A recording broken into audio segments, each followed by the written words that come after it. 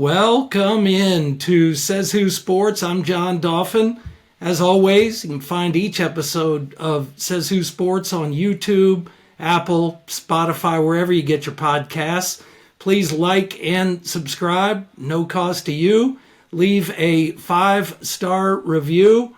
Help spread awareness of the show, of course. Joining me now is a 4-time Sports Emmy Award winner, former longtime sideline reporter for NBC and Sunday Night Football, covered 5 Super Bowls and multiple Olympics for NBC, was the go-to poolside reporter in Tokyo and in Rio, which was Michael Phelps' glorious last games in 2016. She spent a decade at ESPN. ABC, was a sideline reporter on Monday Night Football prior to joining NBC. Worked more than 300 primetime NFL games in her career before stepping into a new arena in 2022. Now a political and cultural commentator, always a journalist, at least in terms of what that word used to mean. Hosts her own self-titled podcast, Michele Tafoya. Michele, thanks for being here at Says Who Sports. It's an honor to have you. Oh, it's so fun to be here. Thanks for having me. Michele, it is Super Bowl time. Speaking of, you covered 5 of them. Chiefs-Eagles, rematch in the bowl like Chiefs-Niners last year.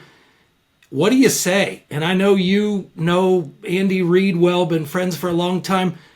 Do the Chiefs win a 3rd straight? Do they get it done? They certainly can, and until someone says that they can't or shows that they can't, they're the favorite, right? They're a favorite for all the right reasons.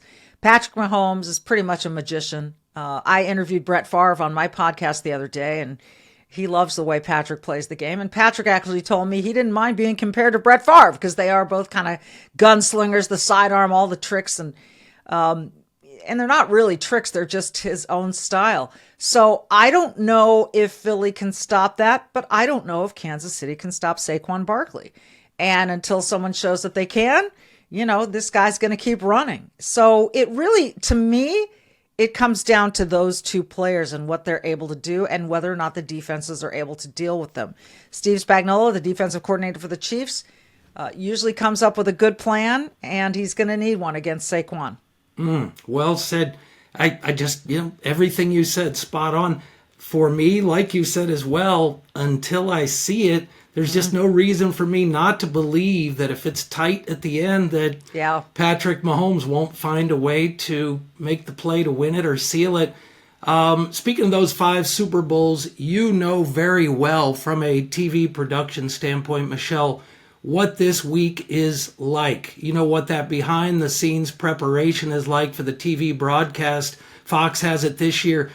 Take us into the production meetings for the Super Bowl, Michele. What's going on? What are producers or directors saying? Like for you, for many years, you worked with, some would say the greatest, certainly one of the best ever, Fred Gaudelli, from a TV sports production standpoint. Is he running the meeting? Is it an around the table? Do you show up with bullet points? What's going on in there in the lead up to Sunday? First of all, Fred Gaudelli is the best to ever do it. That is why he is in the Pro Football Hall of Fame as well as the Sports Broadcasting Hall of Fame. And he's a dear friend of mine.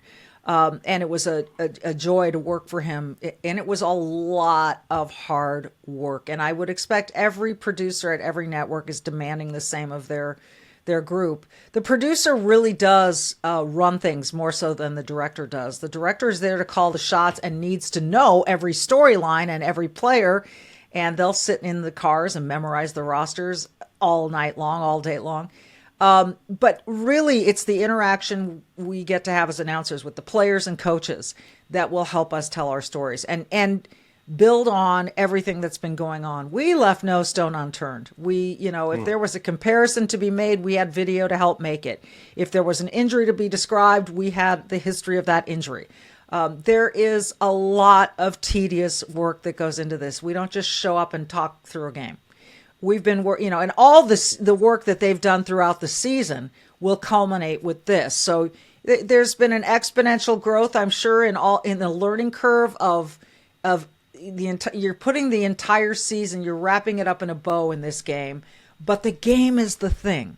So you can prepare. I've had games where I've prepared so much and none of it makes air because the game happens and the game is live and it's unfolding in front of you. So as prepared as you need to be for any occurrence, you also need to be prepared to be nimble and roll with the game. So it's a lot of fun that way.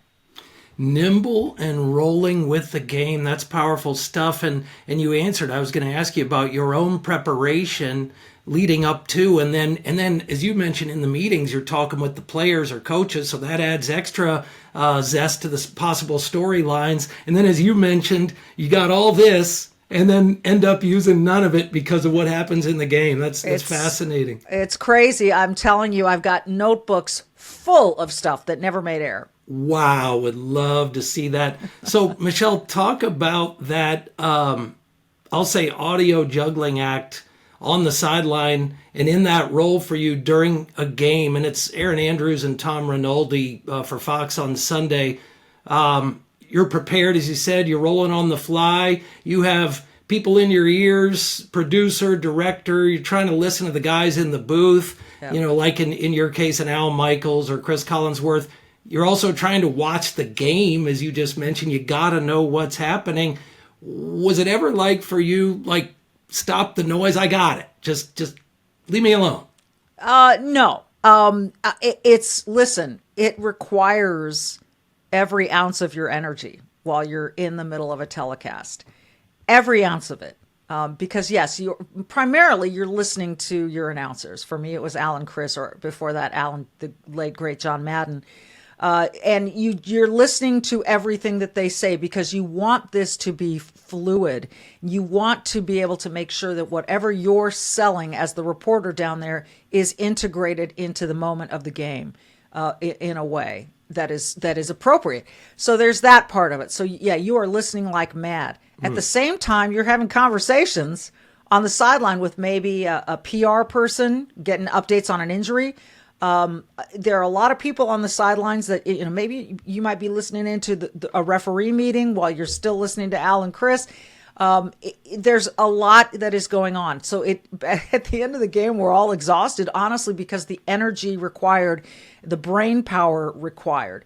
So there's that part. And yes, and then I'm in my notebook, chock full of stuff that may never make air. I'm also charting the plays so that I can be prepared, that I remember certain plays, when they happened, what the situation was, if I need to follow up with the coach at halftime or something like that. So, or if I need to reference it. So there's a lot. Don't get me wrong. As much energy as it required, it was a lot of fun, but there were times it could be very stressful. And you are just on for the entirety. And really, we got there a couple hours before kick because I had to talk to kickers on the field. There was a lot you do on the field before the game as a sideline reporter as well. So, lots of brain cells is working overtime. Yeah, taxing you. Yeah, serious drain in a great way. Speaking of Fred Gaudelli, what's the most valuable thing, Michele, you learned from Fred? There's so many. I don't know that I could point to one, but I think even he now, no longer as producing games, has sort of pulled back and said, what's the best thing you can do during a broadcast? It's letting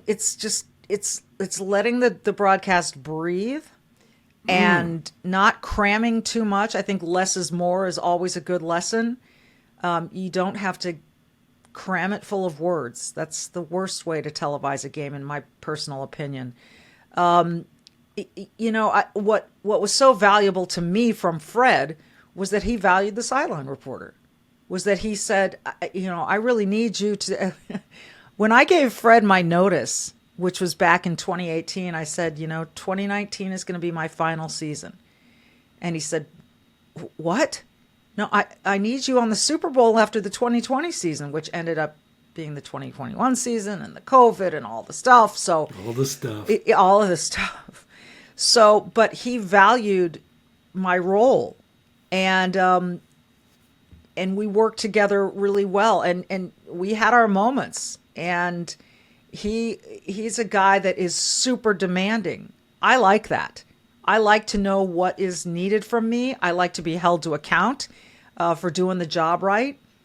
And so I think, I mean, there are just so many things we collaborated on, and it was great.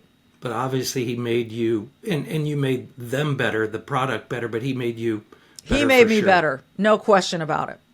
Speaking of the Super Bowls as well, and the Niners, mentioned them having, the Chiefs beat them twice. Now will they beat the Eagles twice? We'll see. But you grew up a big Niners fan during the Joe Montana era. You grew up in Southern California, Manhattan Beach, LA County, but your parents are from the Bay Area. You're a longtime Minnesotan now. You've done TV, radio there, lived there for 30 years, but you loved your Niners growing up. Did you get to Niners games at Candlestick Park with the family as a kid, Michele? Did I get to Niners games? So the drive up, depending on which route you took, and we usually took Interstate 5, was about 6.5 hours. And my dad was a season ticket holder. Ooh. And, but you had to sort of lobby because I had 3 other siblings who wanted to go to the games too. So it was great. And before he got the season tickets, the Niners were terrible for a long, long time. And we got dragged to these games at the Coliseum whenever the Niners came to play the Rams. And it was like, ugh. But when they got good, And when you said that, the Niners, I have this image of, I lived in a boarding house when I was in college at Cal Berkeley, right across the bay from Candlestick. I would tape the San Francisco Chronicle articles to my door of my boarding house room. Wow. Of all the success. Wow. And it was always green because the San Francisco Chronicle printed its sports page on green. So the sporting green, they called it. But I just remember having that all over my door. I was so into it. But how could you not be? I mean, we had Joe Montana, Jerry Rice, Roger Craig, Ronnie Lott. It was Bill Walsh. It was incredible. It was so much fun. So yes, sometimes I commuted up. Sometimes once I got to college, I was right across the bay and I could go meet my dad, rest his soul. And my dad's Niner jacket now sits in my son's closet. And my son has somehow become a 49ers fan growing up here in Minnesota. I'm not quite sure why that happened. Wow. But he loves the Niners. And so, yeah, it was so much fun. Amazing, keeping it in the family. Yeah, wow, those Niners, like you say, that my favorite, and again, so many at each position, but Ronnie Lott. I mean, just a crusher. Wow. Yeah. Wow. Well, and Tom Rathman at fullback and Ronnie Lott. Out of Nebraska, right? Rathman was an animal. Oh, he was an animal. Yes. Roger Craig was the best. I mean, those knees up, Roger Craig. Dwight Clark. Yes, the high knees with Craig. Yes. Dwight Clark. I mean, anyone with any inkling of NFL history knows that was a dynasty. And that is why you look at the Chiefs and they carry themselves like a dynasty. We've seen the Cowboys, we've seen the Niners, we've seen the Patriots, and now it's the Chiefs. And I grow more impressed every year with Patrick Mahomes because he just seems to have a really good head on his shoulders, and he gets it. He gets his role. He gets that he's a role model. He gets that he's a leader. And for such a young man, it's pretty amazing. That's so well said. You can feel it.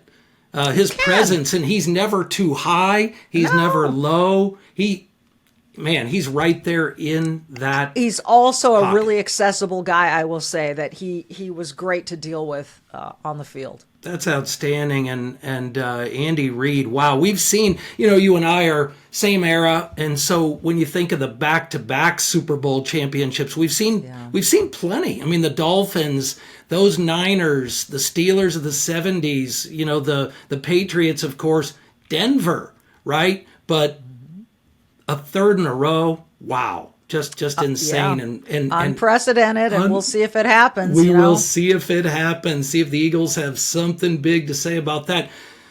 When did you meet Joe Montana for the first time, Michele? What was that like? When was it? I was a reporter for KFan Radio here in Minneapolis, St. Paul. And Joe Montana was coming to town to promote something. I can't remember what it was. And somehow I got the assignment, and, it was so cool. He was great. He was really great. And he's a guy that, it's been interesting. If you recall, he tried broadcasting for a little bit. Didn't go so well. But he's now just found his role, doing what he does. He's quiet about it, shows up at some Niners games and is a great alum for that team. Don't forget, he played in Kansas City a couple seasons. Yes. But it was fun. It was fun. It was a fun moment for me because it was early in my career. I wasn't that distant from those memories of the newspaper clippings on my door and, hanging with my dad at the games.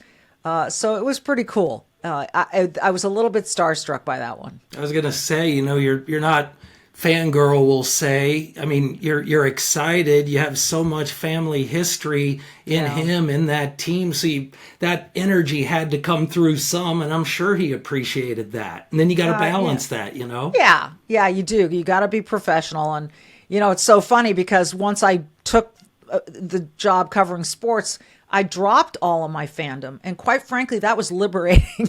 I wasn't living and dying with any team anymore. Yeah. I just cut myself free. And that was nice. And it remains that the case today. I don't necessarily cheer for a team. I've met so many great coaches and players. You mentioned Andy Reid, that there are people that I cheer for because I like them as people. But I'm not really a team fan per se of any team. Gotcha. You've said you played sports when you were young, maybe not particularly well. Very Sports-wise, what were you best at? Like in any particular sport or particular thing, like even if you weren't good at the sport, was there a piece of it, one of them that you were best at? What was it? I was a really good defender in basketball. Nice. Gotta love defense. I was scrappy. I liked guys like Kurt Rambis who were scrappy. Oh, yeah. Now, Kurt Rambis was really talented too, and I was not. But I defended like crazy. Because I knew that was the only thing I could do somewhat well. Outstanding. So, it was a very brief and not illustrious career, but I guarded my person like crazy. That's fantastic. And as we know, from NBA on down, suffice to say, it's a rare, much more uncommon thing to see tenacious defense. And when you see it, you see somebody get those stops.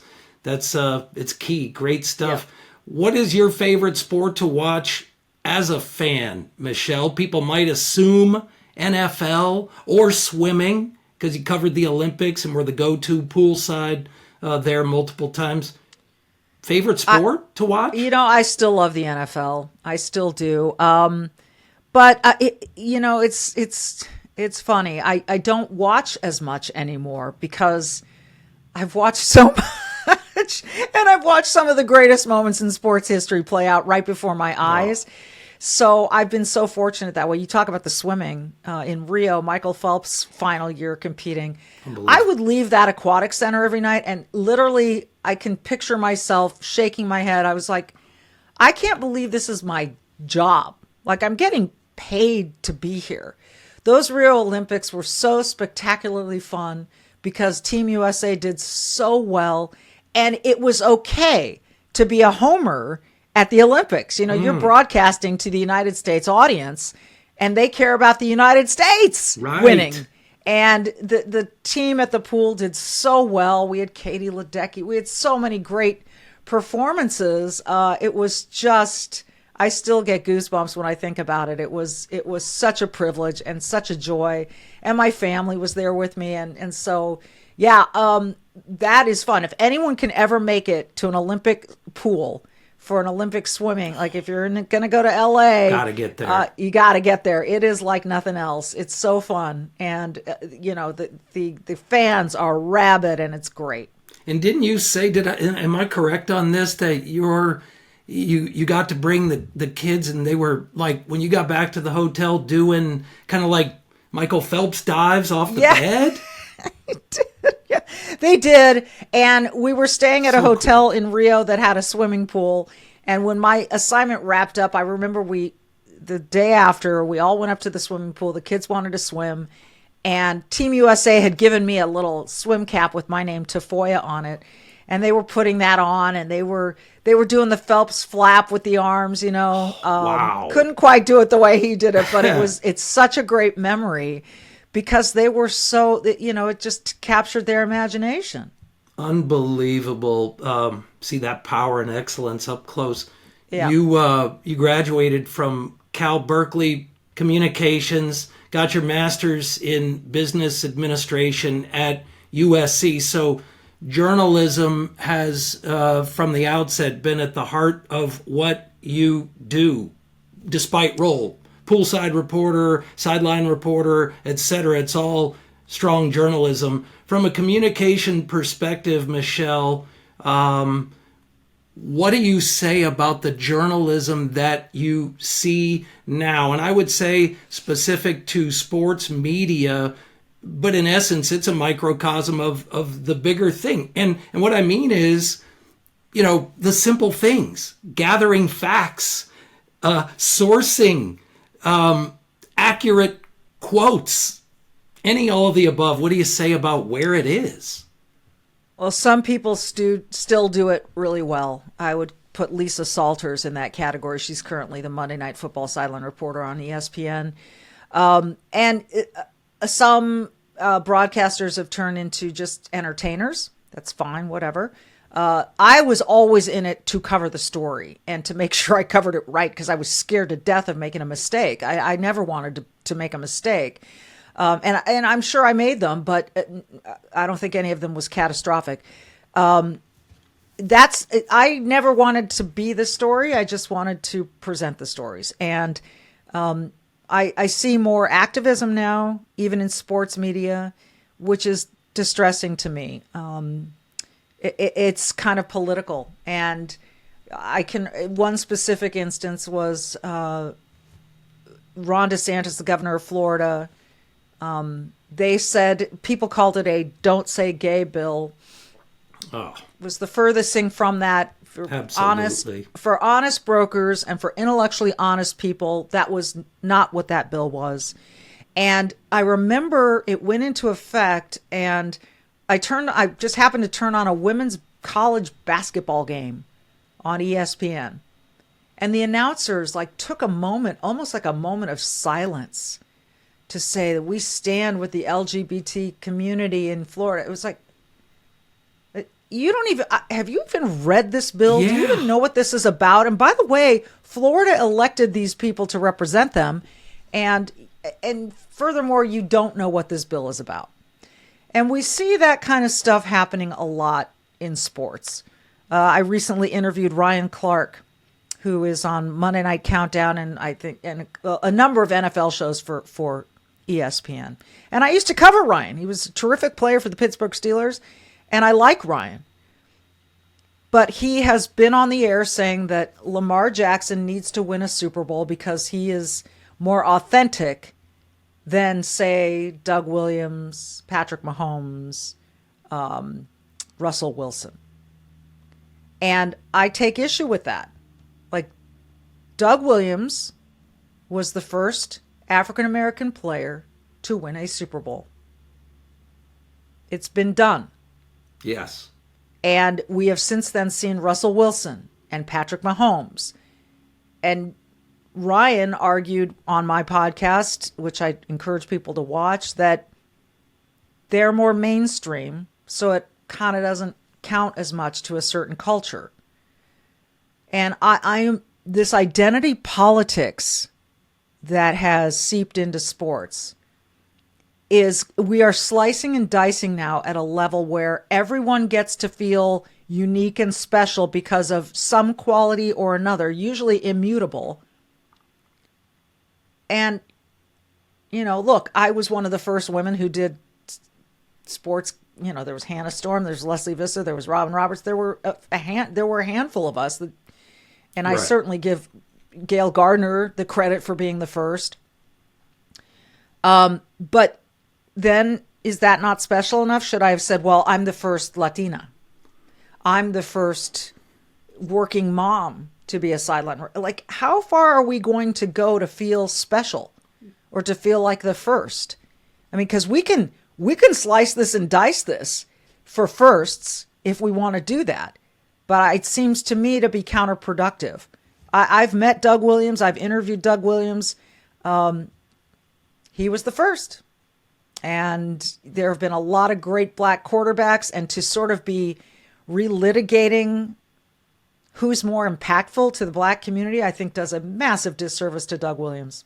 It's huge, right? And gosh, you can hearken to the great Morgan Freeman. You know, he essentially summed all that up. How do you stop it? Stop talking about it. You know, Tony Dungy, right? Winning the Super Bowl. They just hammered that, the first black coach, and on and on. Yeah, it's should be. Well, you know what's been heartening is after Notre Dame won its game to get into the national championship, the reporter, and I don't fault her, she had to ask it. She had to ask. You know, you're the first African-American to coach in a national championship game. And you heard the crowd kind of start clapping, and she acknowledges, see, the crowd likes that. They clapped 10 times louder when he said, and I'm going to kind of summarize what he said. It's not about that. You know, there are coaches, there are Asian coaches, there are white coaches, there are all kinds of Latino coaches, there are people. It's about the team. And you can find great coaches and great players anywhere. And the crowd went wild for that answer. That's what people want to see. That, you know, we don't have to categorize each other so much. We're just people. And so I thought that was such an important moment and an example for all of us to be able to say, you know, it's not about my immutable characteristics. It's about, and you know, I think there's a something called currency bias. So we're so biased about just what's in our own lives, and we don't study history anymore, which is too much to my chagrin. If people really looked back and saw all the breakthrough, like, let's applaud progress, and let's not just keep dragging us back to, well, we're, you know, things are still awful. We're in the United States of America. Things are far from awful. Amen. So well said on all fronts, and things like work ethic and skill, knowledge have to matter. If they don't, what are we doing? And the last several years, that was beyond a push. That was just a blanket slam dunk. We're going to fill this based on who looks like this, or we need one of these, whomever, whatever that may be, and seemingly skill and knowledge and the best person for a gig, sports-wise or non, like you said, separate from look or the identity of it, certainly did not apply. And we'll see if we can make a move back to that. I mean, that's the heart of all of it, earning opportunity. And those, like you said, Marcus Freeman did a terrific job deflecting and moving the focus to what was important, which was what the team did, and not that he happened to be black. Right. But Peyton Manning, Michele, said of you, essentially, Michele did it the right way for a long time at the highest level to you as a journalist, as a reporter, sideline reporter. What is the key to doing it right? First of all, not making yourself the story. And that starts with, and this goes back to what you were just talking about with checking boxes. The question I get asked more than any other, I wish would stop, is what's it like being a woman in a man's world? Oh, God. Yeah. Not going to get that here. Okay, I appreciate that. Because, and my answer developed into this. I don't look at it that way. I look at myself as a journalist in the world of journalism. Doesn't matter that I'm female and that most of these people are. I'm a journalist. I have every right to compete as a journalist, and I don't care what the people around me look like. I'm aiming to be better than all of them. And that means unbelievable preparation, study, research, be ready. When you walk into an interview or onto the game field, you better be ready for anything that comes your way. You're not the story. The story is the story. You're not the story. And facts matter. And, confirmation of facts matter. Observation matters. A lot of time on the field, you're there to observe and to find details or hear details that maybe the cameras don't pick up, the announcers in the booth can't see. So that's why you're there. And you're there to chase things down. You got to be on your feet. So it's, and asking smart questions. And listen, it's easy to ask the right questions. As I said, less is more.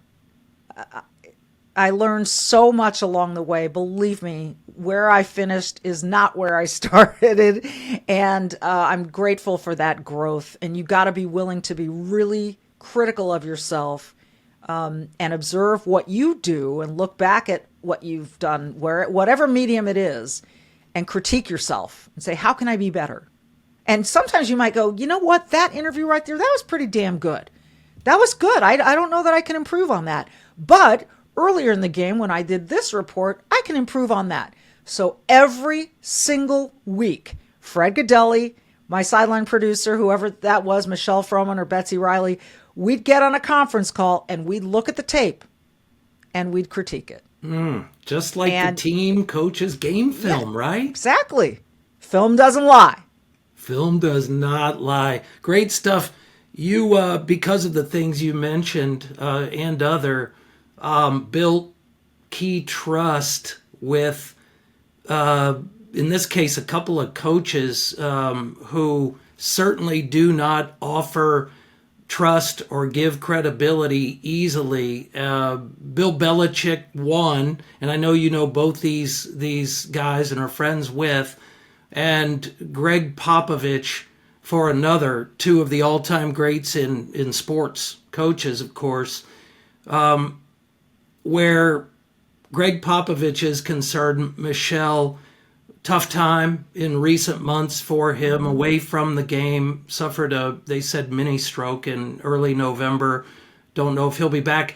But he and you shared a mutual trust and respect. He gave you strong benefit of the doubt from a professional perspective. Have you spoken to Pop since this developed with him? No, I did send him a note, and I have spoken to the PR staff down there, and actually they're feeling optimistic about Greg and about his return eventually. So I did send him a note. I know there are 1,000 people who are wanting to talk to Greg, and so I'm just trying to give him his space. But one of the most meaningful moments for me was I was covering an NFL game in Denver.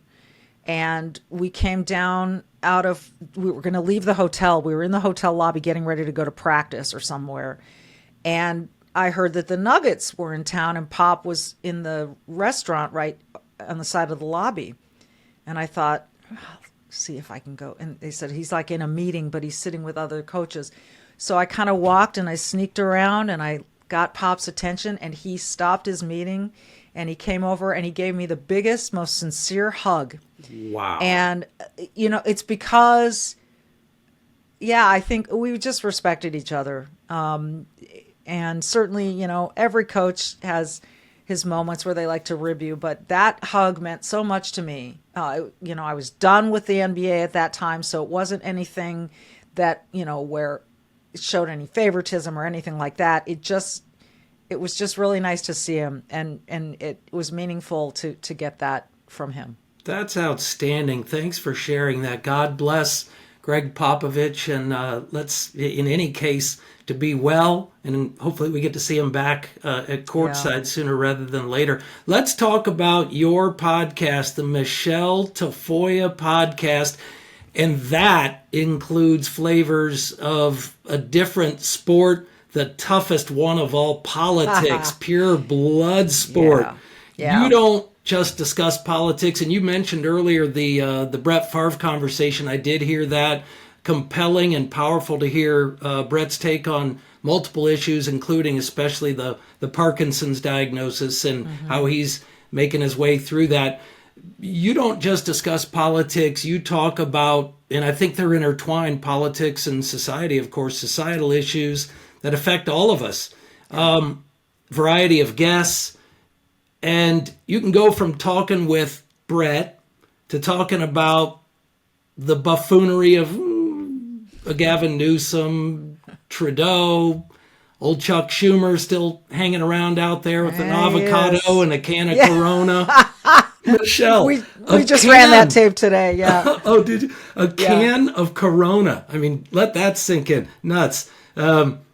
Maxine Waters there shrieking beside him. It's actually, Michelle, I would say, if it weren't so sad, so embarrassing for them, it's a great comedy show. Really is.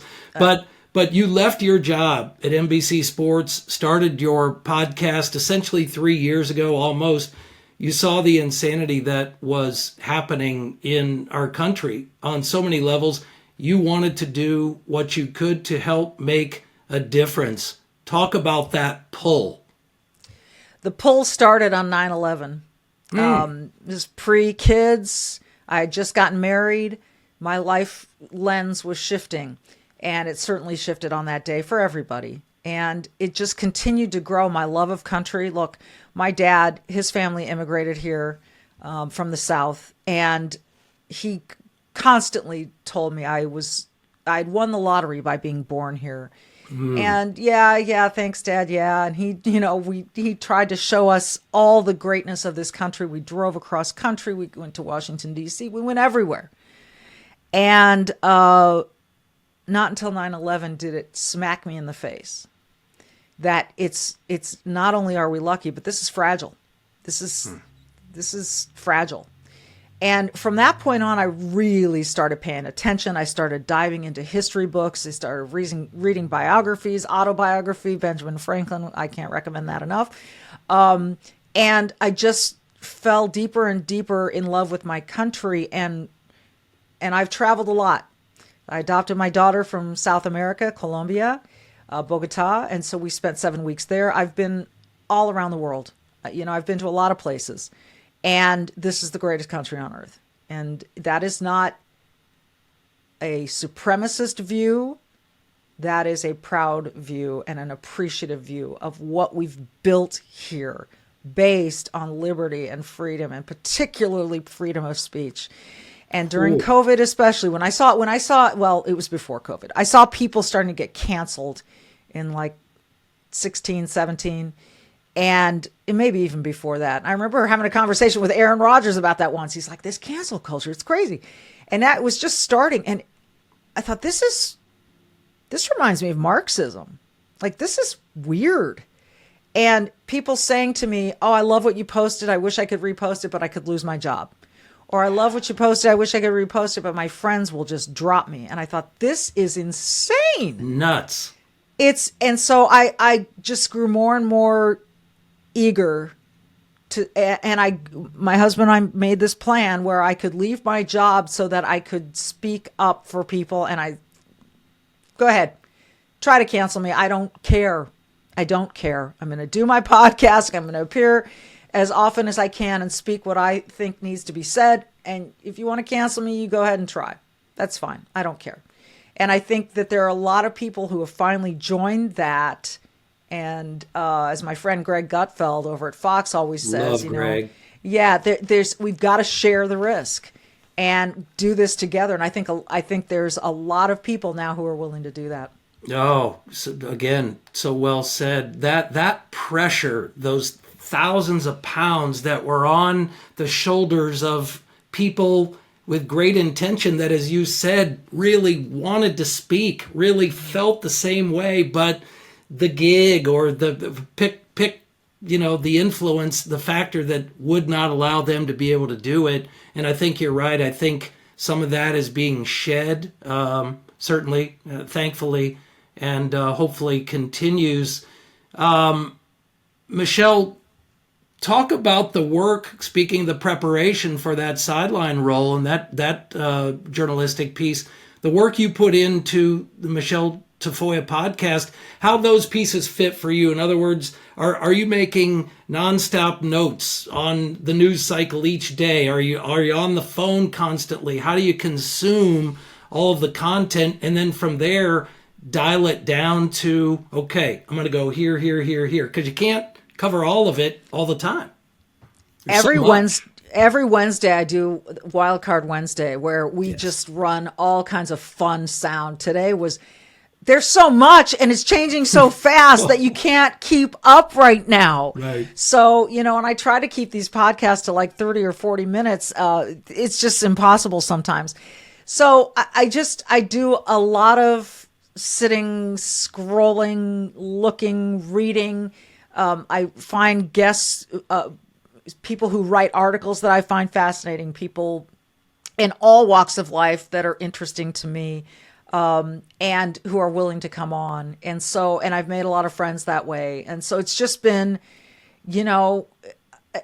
I think it's been a good fortune for me that people recognize my name in many cases. And they're like, yeah, I'll come on, and so it's been really fun. And then I've been fortunate enough to go appear on Gutfeld and Outnumbered and Jimmy Fallon's show on Fox, doing Hannity this weekend. And nice. You meet a lot of people that way as well. So we're all we feel like we're in it together, and that but I also, I had Dean Phillips, the Minnesota congressman who ran for president against Joe Biden. He and I don't agree on things politically, but I felt that was important too. Ryan Clark, we had a disagreement. It was important to have that conversation. So I'd like to find common ground with some people, but I'd also like to amplify certain voices that I think deserve to be amplified. So we have a lot of fun. It's a lot of work.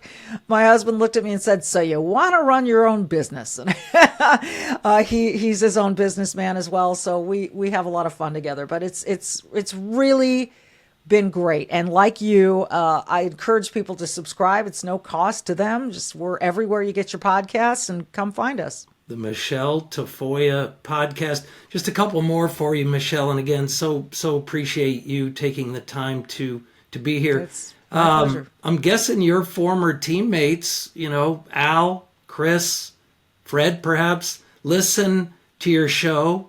If not often, certainly listen. What do you hear about how you're laying it down from them? Because I am assuming I'm pretty accurate here. You've mentioned those car rides, those rides after a game to the airport, those dinners, and a fair amount of like-mindedness, especially with all this insanity that's gone on the last 4+ years, 5 years, 6.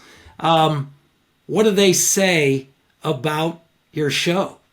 Are they digging it? I've had Bob Costas on twice, and I know he listens, and he has been very complimentary. He has said, you are doing what you should be doing, what you're meant to do this. Al Michaels I've had on once. I talked about Fred Gaudelli in one of my podcasts because my predecessor on Monday Night Football, Lisa Guerrero, wrote some pretty scathing things about him and that didn't comport with my understanding of Fred and my years and years of knowing Fred.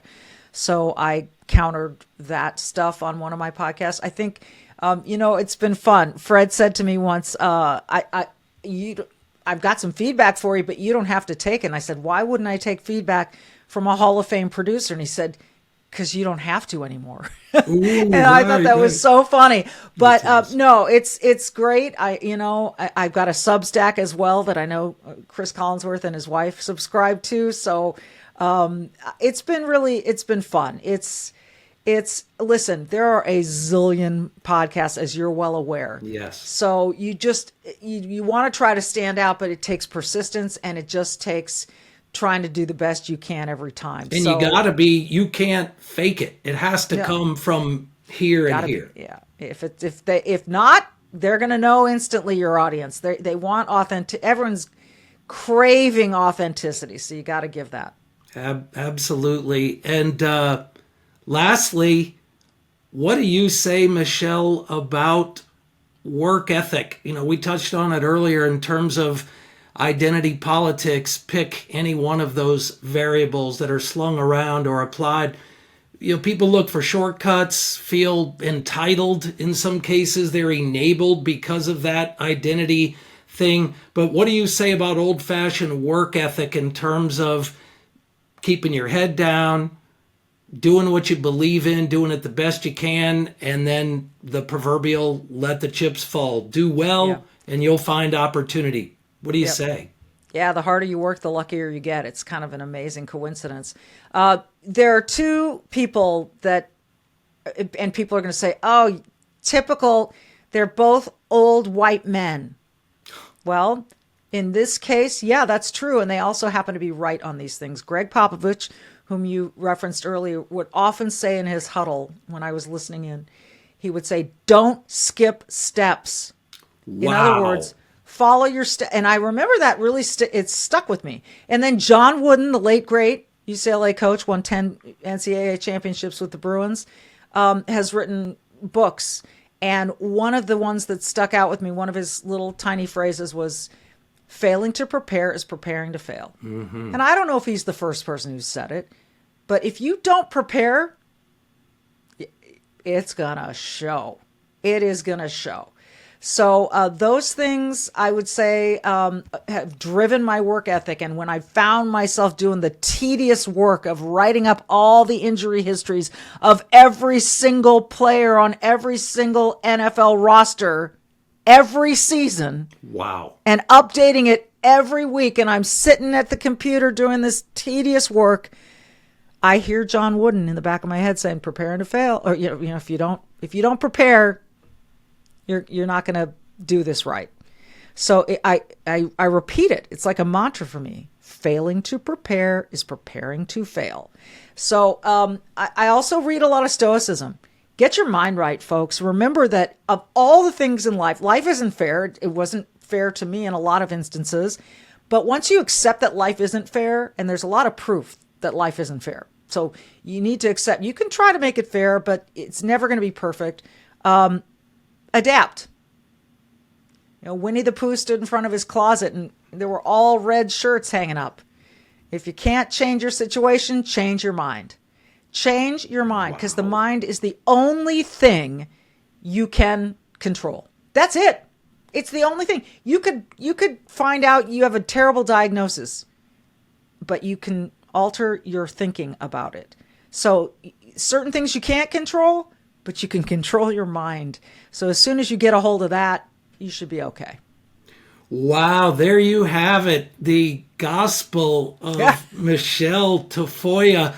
Love it, it's Michele. more like the gospel of Marcus Aurelius and Seneca and Epictetus. And I love that. See, all those nuggets that you were privy to over decades. Popovich in the huddle. Don't skip steps. That's outstanding. Four-time Emmy-winning TV sports reporter, journalist, and as we said, now host of her podcast, Michele Tafoya Podcast. Michele, thanks so much for taking the time. Much respect, and best to you and your family. Thank you so much. Enjoy the big game. The big game. Will you be watching it at home, by the way? Just my son, my son's a freshman in college. He plays baseball at a Division III school, and the whole team's coming over to watch. Nice. Awesome. Have fun. We'll see what happens. Three-peat or Saquon and company. Should be fun. Yeah, should be great. Take care. Thank you.